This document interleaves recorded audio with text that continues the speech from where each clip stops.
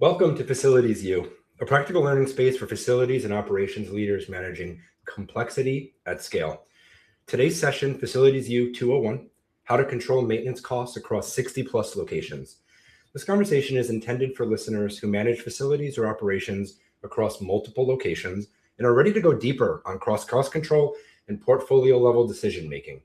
We're joined by Steve Cordero, Senior Regional Facilities Manager at Smashburger, who brings hands-on experience managing facilities and equipment across more than 60 locations. Steve, thank you so much for joining us today. We're excited to learn from your experience. Thank you for having me. We're thrilled. So Steve, you've spent over 15 years at Smashburger, and you now oversee facilities and equipment over more than 60 locations. Can you walk us through your professional journey and what led you into a senior regional facilities leadership role? Sure. Actually, I came to my position after working many years in operations. For my younger years, I've done every role there is possible at a restaurant. And then in my later years, when I moved to management, I was in control of the entire restaurant. So now I had to not just worry about one job, but everything. And then that's where controlling costs was my focus at that point. Then when we had issues of equipment down or any problems, I would obviously have a tech out there to work on something. Then, while they were on site, I would ask them questions. What was the cause? How can we prevent this from happening? And kind of what are the best practices overall? So over time, I just, from doing it over and over again, I just end up learning about a little bit about everything, and just started working in that way. As you reflect back, what are some of the accomplishments you're most proud of, managing facilities at scale? You spoke about that process of learning about cost control and maintenance costs and things like that. At what point did you realize your approach to maintenance and cost control had to fundamentally change? Was it when you picked up the multiple locations and balancing, adhering to a budget across, multiple locations? So I actually take the view of the operator, right? So since I was an operator, I come from that view of taking care of equipment and what's going to affect the store as a whole. Sometimes facility managers may not have that experience, and they're just seen maybe from a numbers point of view. But when I'm looking at something, I'm looking at downtime. I'm looking at affecting the workers, affecting the management, affecting the clients, affecting sales.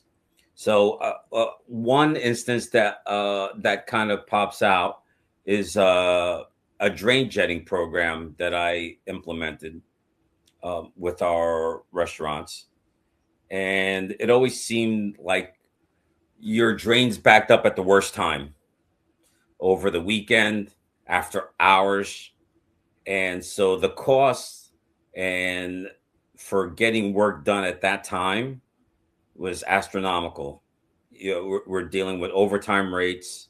The time for someone to get out there is a little bit slower because everyone's gone home after 5, and there may be one person on call and they're on something else.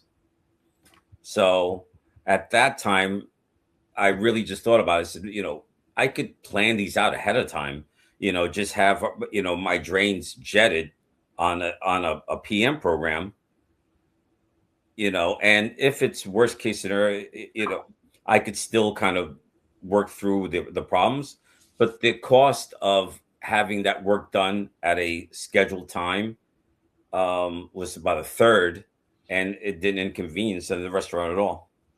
Yeah, I definitely agree with you there. Working with a commercial gym, a luxury gym, we had the same issues with the jet streaming. And then once we started putting it on every 3-month program, it became a lot more cost effective and a lot more, a lot less downtime for our customers. So, from your experience, once your company, once your role kind of exceeded 10 to 20 locations and it started growing, what are some hidden or like underestimated drivers of maintenance costs that leaders often don't see until it's too late? Because again, I think your example of that proactive, that preventative maintenance is so key. So that's why I kind of wanted to find out. So maybe other areas that you discovered.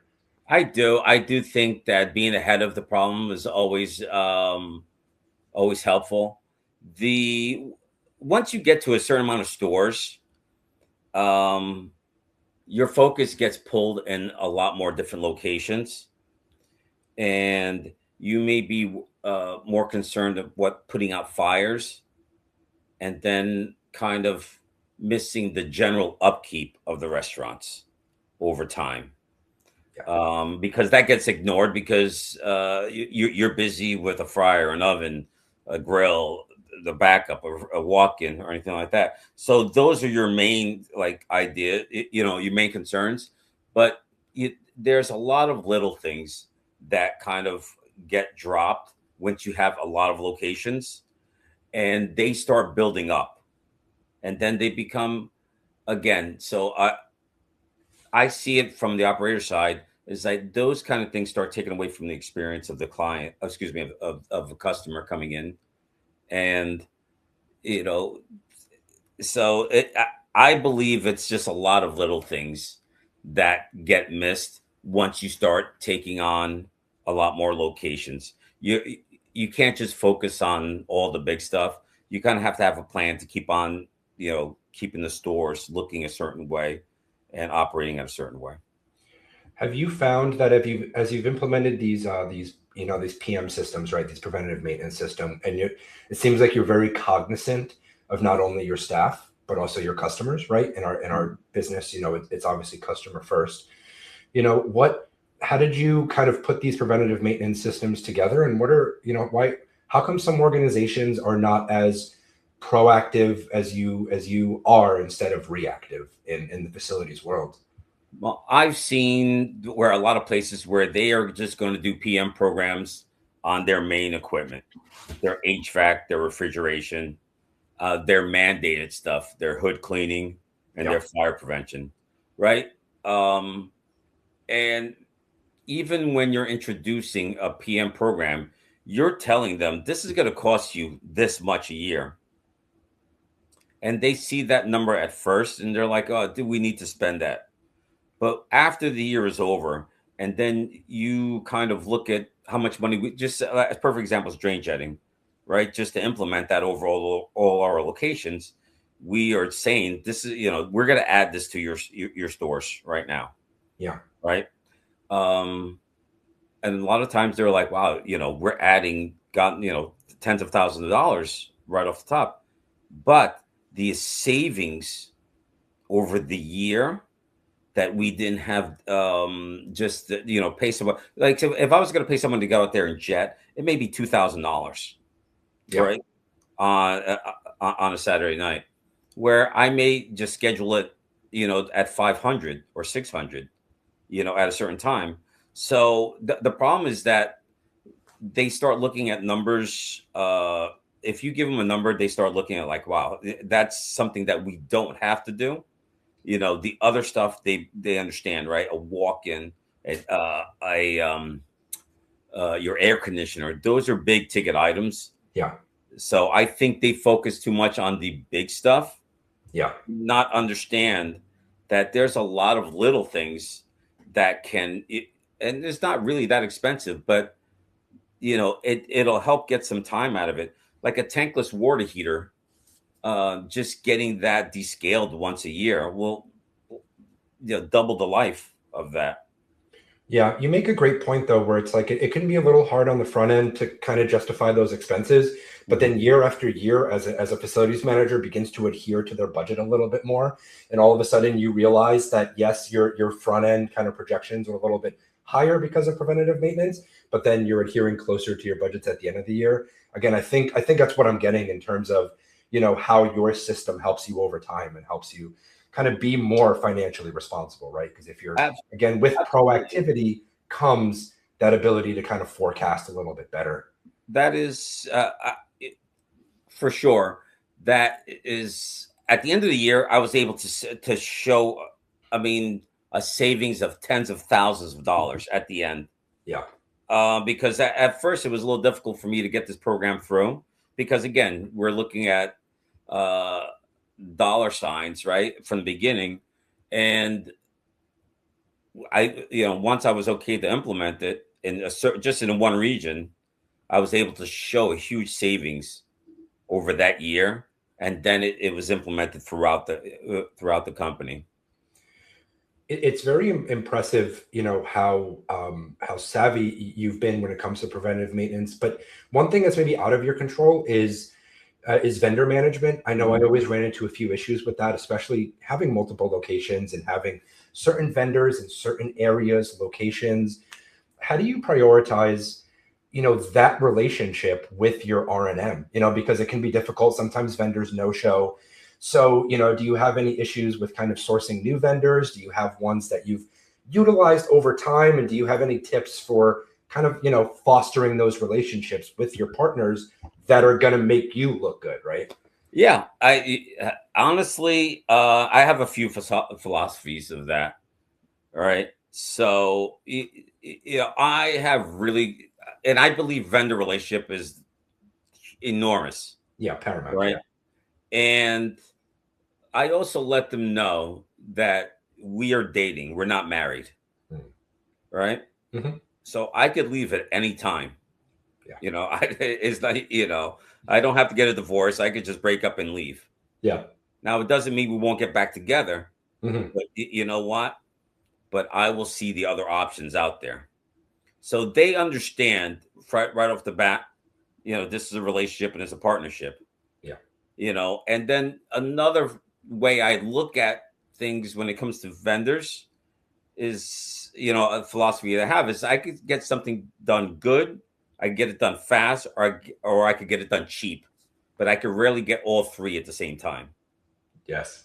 So, I mean, if you want something uh, done fast and inexpensive, you might not be getting the best tech out there. Yeah.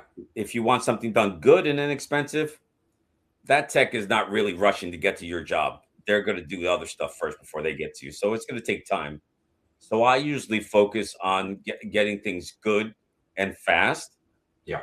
And getting a decent price. I'm not trying to shake the vendor down either, right? Yeah. Because I believe you have to be fair to everyone.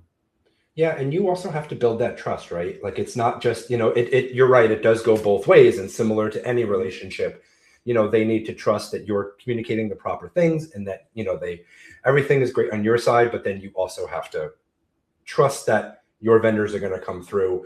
And when you start, doing a shakedown and when you start fighting on price, then, it may kind of hurt the work. And of course, like you mentioned, I believe that as well, where your priorities, or get the job done well is the number one thing, and getting it done on time. And if you have to pay a little bit more to get the work done well, but you're not interfering with any, customer or staff experience, I think I 100% agree with you. Absolutely. I just say, I, so I always have three backups for every, or three vendors for each item that I might have: electrical, plumbing, HVAC, refrigeration, hoods, whatever it is. I have three choices.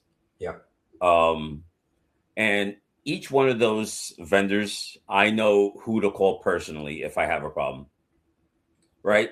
So I don't just put in a work order and just let it, figure its way out. Yeah. If I have an emergency or if I have a problem, I call I call the owner of the business or one of the district managers of the company, and I have a conversation with them. If I have a problem, like, I would call up and say, listen, I'm in a tight pinch, and I have this emergency. Can you do me a favor? Can you, move stuff around? Can you get somebody over there that, right away? And 9 times out of 10, they're like, yep, I got it. Don't worry about it. Yeah. And I think one valuable thing about it, and my experience with vendors, is that it's really important for you to be kind of selective for lack of a better phrase, for what hills you die on, right? So you're not going to call a vendor and get them to your location immediately because you have a toilet slightly leaking, right? It's about that picking the times where you're going to make that direct call and you're going to put pressure on. Oh yeah. If every crisis is a crisis, then your vendor, or if every problem is a crisis, then your vendor has to analyze, okay, which crisis is the crisiest, right? So, being very selective, I think, is something that you're communicating as well. That's correct. So that's where the fairness is, where I will push back on my restaurants. It's like, dude, is this really needed right now? Yes. And that's being fair again to the vendor. I don't want to pull them off of something else that they're doing just to deal with something that could wait a day. Yeah. Absolutely. Yeah. You know what your plumbing emergencies, remediation, like anything like that, you have to be urgent. I think something that brings this, to mind is kind of that repair versus replace decision. How do you evaluate that choice from both like a cost and operational perspective? Do you have, like a platform that kind of monitors your assets and shows, repairs and things like that? Or what is your approach to when you repair versus when you're like, hey, we need this brand new piece of equipment? Well, we do have a service platform that we use, and it has a history of work orders on certain equipment. So the things I will consider before making a decision to repair or replace, will be the age of the equipment. Yeah. How much money have we spent on repairs over the years? Yeah. Are there still a few years left on some parts under warranty?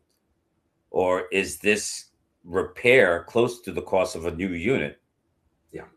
So those are all factors when deciding on just to go to replace or repair. And sometimes, your accounting department, may have a say based on depreciation. Yeah.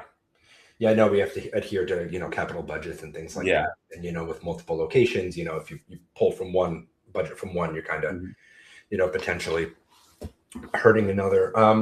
As we kind of wrap up here, I kind of want to, for facilities managers who want to lead large multi-location portfolios one day, what skills, mindset shifts, experiences would you relay to someone who, one day wants to be in your position? Right. One day wants to oversee, a lot of locations in a very, prestigious company and brand.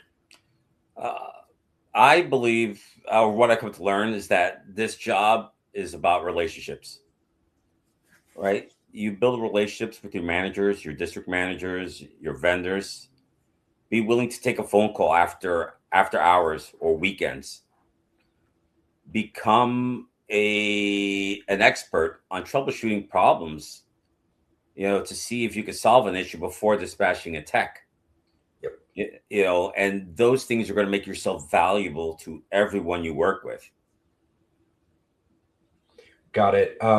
Steve, I want to thank you for sharing your experiences here and your lessons so openly. The insights that you shared with us around maintenance, cost control, preventive systems, and decision making at scale. This is going to be incredibly valuable for facilities leaders and people that aspire to have the kind of success that you've had in their professional careers. Thank you so much, Steve, for joining us. We really appreciate it. Thank you.